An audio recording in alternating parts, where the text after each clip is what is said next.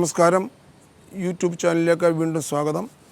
ഇന്ന് നിങ്ങളുമായി സംസാരിക്കാൻ ഉദ്ദേശിക്കുന്ന ഒരു വിഷയം സാധാരണ വളരെ കോമൺ ആയിട്ടുള്ളതാണെങ്കിലും ആരും അതത്ര കാര്യമായിട്ട് എടുക്കാത്തത് അല്ലെങ്കിൽ നിസ്സാരമായി കണക്കാക്കുന്ന ഒരു വിഷയമാണ്. കഴിഞ്ഞ ദിവസം 42 വയസ്സുള്ള ഒരു സ്ത്രീ, അവർക്ക് 3 മക്കളുണ്ട്.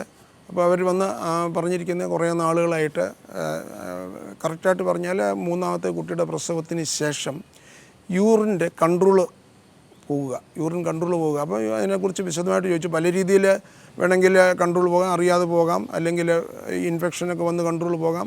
അപ്പോൾ ഇവരുടെ പ്രത്യേകിച്ച് പറഞ്ഞിരിക്കുന്നത് തുമ്മുമ്പോൾ ചുമയ്ക്കുമ്പോൾ ഇങ്ങനെയായിരുന്നു ആദ്യം തുടങ്ങിയത്. നല്ലപോലെ ശക്തിയായിട്ട് ചുമയ്ക്കുമ്പം അല്ലെങ്കിൽ തുമ്മുമൊക്കെ ചെയ്യുമ്പോൾ ഒരു 3-4 ഡ്രോപ്പ് യൂറിൻ പോകും. അത്ര കാര്യമായിട്ട് എടുത്തില്ല, അത് തന്നെ മാറുമെന്നോ അല്ലെങ്കിൽ അങ്ങനെ വിചാരിച്ചിട്ടുണ്ട്. അത് കഴിഞ്ഞ് കുറച്ചുകൂടെ കഴിഞ്ഞ് വന്നപ്പോഴത്തേക്ക് ഈ മൂത്രം പോകുന്നതിൻ്റെ അളവ് കൂടിയപ്പോൾ നമുക്ക് കുറച്ചുകൂടി ബെയർ ചെയ്യാൻ വയ്യ. കാര്യം എല്ലാം വെറ്റ് ചെയ്യുന്നു, അടിയിലിടുന്ന ഡ്രസ്സൊക്കെ വെറ്റ് ചെയ്യുന്നു, യാത്ര ചെയ്യാനുള്ള ബുദ്ധിമുട്ടുണ്ട്, മറ്റൊരാളുടെ കൂടെ ഒക്കെ നിൽക്കുമ്പോൾ സ്മെല്ല് വരുന്നു. അപ്പോൾ ഇങ്ങനെയുള്ള ഒരു കാര്യങ്ങളാണ്. അപ്പോൾ അത് ഇച്ചിരി അവർ അത് കാര്യമായിട്ട് എടുത്തു. അങ്ങനെ ഉണ്ടെങ്കിൽ ഇതിനൊരു ട്രീറ്റ്മെൻറ്റ് വേണം. അതും കഴിഞ്ഞ് കുറച്ച് നാളിങ്ങനെ വെയിറ്റ് ചെയ്ത് കഴിഞ്ഞപ്പോൾ ചിരിക്കുമ്പോൾ മൂത്രം പോകാൻ തുടങ്ങി. അപ്പോഴത്തേക്ക് അങ്ങനെ ആകുമ്പോഴത്തേക്ക് ശരിയായിട്ട് വന്ന് ചിരിക്കാൻ പോലും പറ്റാത്ത ഒരു സ്റ്റേജ് വന്നപ്പോഴത്തേക്ക് ഡോക്ടറെ കാണാൻ വന്നതാണ്.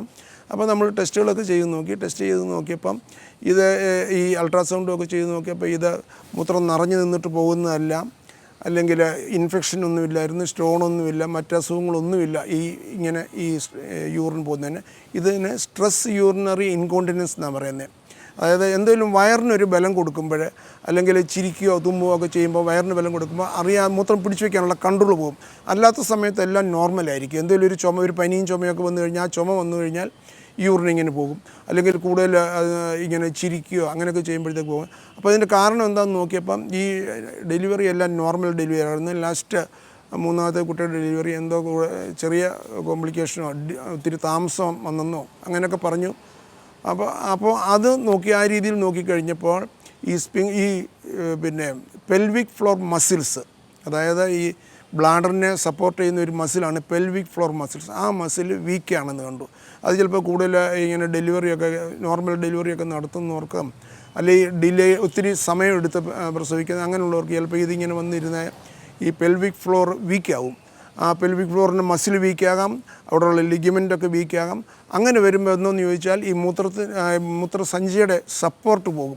അപ്പം ചുമയ്ക്കുമ്പോൾ ഈ മൂത്രസഞ്ചി കുറച്ച് താഴോട്ടിടിയുമ്പോൾ ഈ മൂത്രസഞ്ചിയും മൂത്രക്കുഴലുമായിട്ടുള്ള ആംഗുലേഷൻ മാറും, സ്ട്രെയിറ്റ് ആകുമ്പോൾ ഈ വയറിനകത്തെ പ്രഷർ ബ്ലാഡറിനകത്ത് ചെന്ന് കഴിഞ്ഞാൽ ബ്ലാഡറിൽ നിന്ന് യൂറിൻ വെളിയിലോട്ട് പോകും. അപ്പോൾ സ്പിങ്ഡർ അത്ര സ്ട്രോങ് ആയിരിക്കും ഇതിൽ പിടിച്ചു വയ്ക്കാനായിട്ട്. ഇതിനാണ് സ്ട്രെസ് യൂറിനറി ഇൻകോണ്ടിനൻസ് എന്ന് പറയുന്നത്.